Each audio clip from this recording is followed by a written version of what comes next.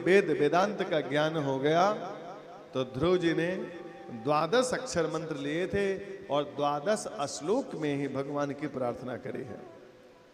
योऽन्तः प्रविश्य मम वाचमिमां प्रसुप्तां संजीवयत् अखिल शक्तिधरः स्वधाम्ना अन्याश्च हस्तचरण शरणत्वगादे प्राणानमो भगवते पुरुषाय तुभ्यं। ध्रुव जी कहते हैं कि हे प्रभु, आपके शंख के स्पर्श से पहले वाच मिमाम प्रसुप्ताम, मेरी जो वाणी थी वो सोई हुई थी, और जैसे आपने अपने शंख का स्पर्श हमारे कपोल पर कराया तो संजीव यत खिल शक्ति धरा, मेरी वाणी संजीव हो गई, जीवित हो गई, और अखिल शक्ति धरा पूरे ब्रह्मांड का ज्ञान मुझे हो गया।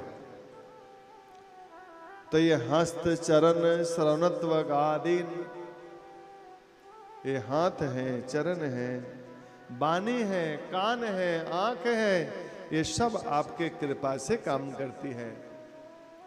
यदि हम बोल पा रहे हैं तो ये भगवान की कृपा है, आप कथा में बैठे हैं तो ये भगवान की कृपा है, यहां तक आप चल के आए हैं तो ये भगवान की कृपा है, उनके कृपा के बिना नहीं हो सकता। वही ध्रुव जी कहते हैं कि हाथ पैर अगर आपका काम कर रहा है या मेरा कर रहा है तो हे प्रभु आपके कृपा से। दृष्टांत लीजिए, भागवत भगवान का क्या है? प्रवचन है, और रामचरितमानस क्या है? भगवान का आचरण है। तो प्रवचन का दृष्टांत आचरण से लिया जाता है, इसलिए ज्यादातर दृष्टांत यानी उदाहरण एग्जाम्पल कहां से लेते हैं?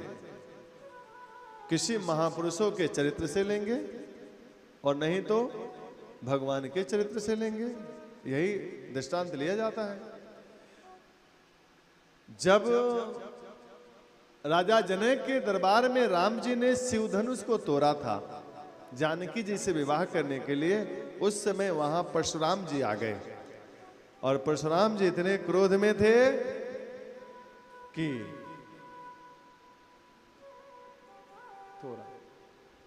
परशुराम जी इतने क्रोध में थे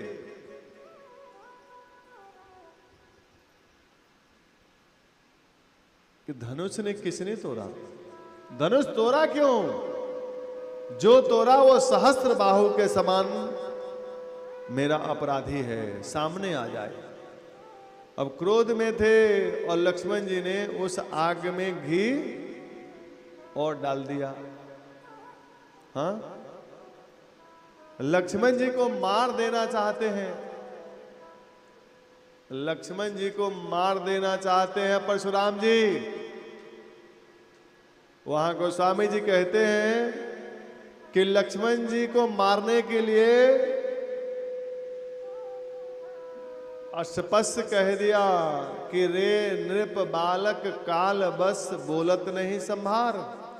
अरे राजा के छोकरे काल के बस में होने के कारण, काल के बस में होने के कारण संभल के नहीं बोलता।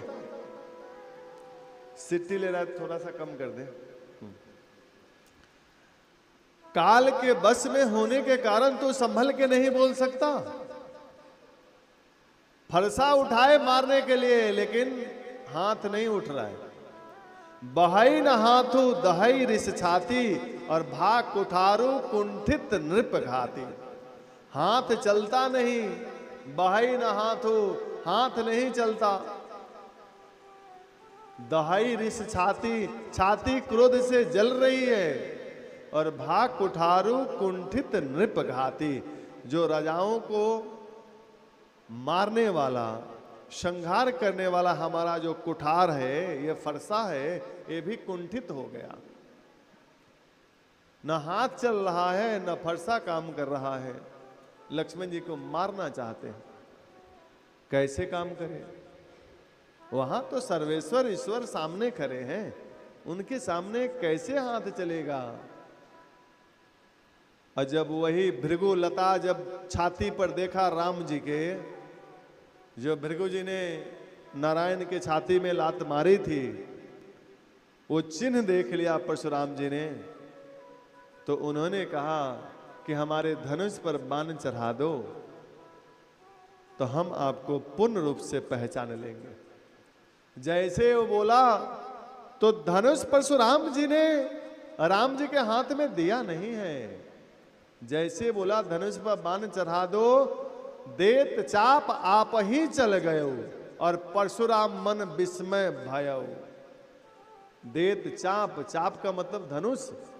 धनुष क्या है? जड़ वस्तु है। जैसे माइक जड़ है, इस माइक को हम यहाँ रखेंगे तो यहाँ जाएगा, यहाँ रखेंगे यहाँ आएगा, ये अपने आप चल के नहीं जाएगा।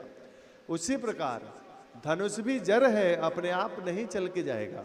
और हाथ चैतन्य है, ये हमारे मर्जी से चलेगा। हाँ, हाथ चैतन्य है, हाथ उठा नहीं लक्ष्मण जी को मारने के लिए, और धनुष जैसे बोला अपने आप हाथ से निकला और राम जी के हाथ में चला गया। तो जड़ वस्तु अपने आप चैतन्य हो गया, और हाथ चैतन्य है, वो जड़ हो गया। तो जो जड़ चेतन करही, चेतन करही जड़, जो चिट्ठी को भी ब्रह्मा के पद पर बैठा सकता है, वो है ईश्वर। तो उनके सामने कैसे चलेगा हाथ? वही कह रहे हैं ध्रुव जी महाराज कि हस्त चरण शरणत्व गादीन प्राणा नमो भगवते पुरुषाय तुभ्यम। ये जो हाथ है, चरण है, हे प्रभु, सब आपके कृपा से चल रहा है। ध्रुव जी को भगवान ने कहा कि जाओ 36,000 वर्ष राज्य करो पिता के सिंहासन पर बैठ करके। भगवान 5 साल की सरकार नहीं बनाते,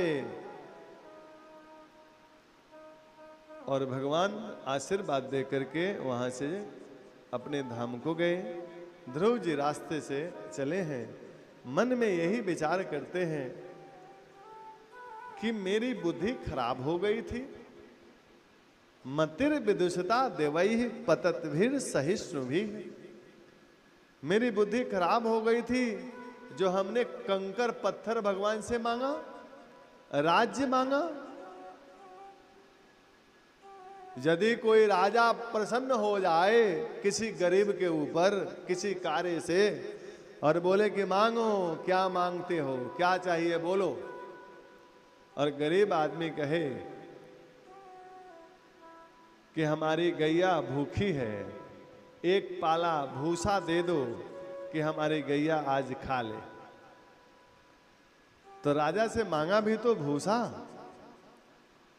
अरे मांगता ऐसा कि जीवन में कभी मांगने की आवश्यकता ही नहीं पड़ती। तो हमने ये क्या राज्य मांगा भगवान से?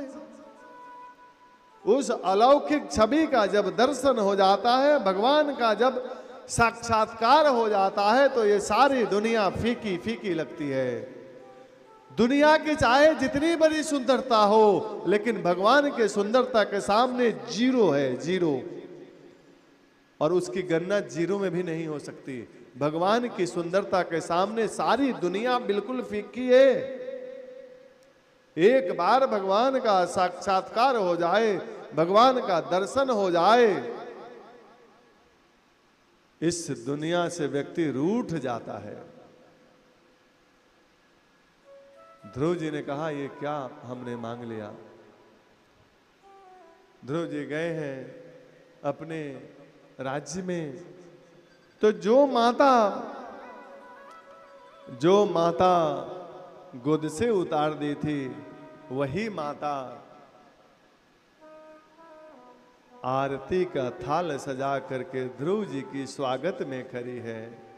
पिता उतान बाद स्वागत में खड़े हैं, उनकी मां सुनीति खड़ी है, पूरा राज्य खड़ा है। ऐसा कैसे हुआ?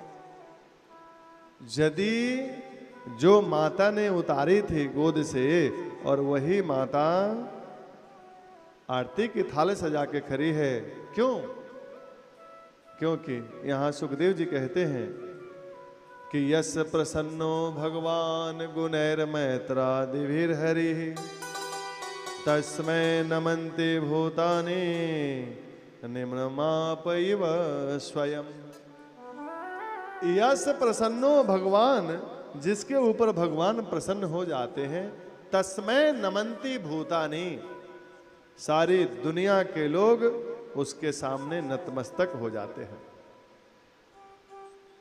इस बात को गोस्वामी जी ने भी कहा कि जा पर कृपा राम के होई, ता पर कृपा करे सब कोई।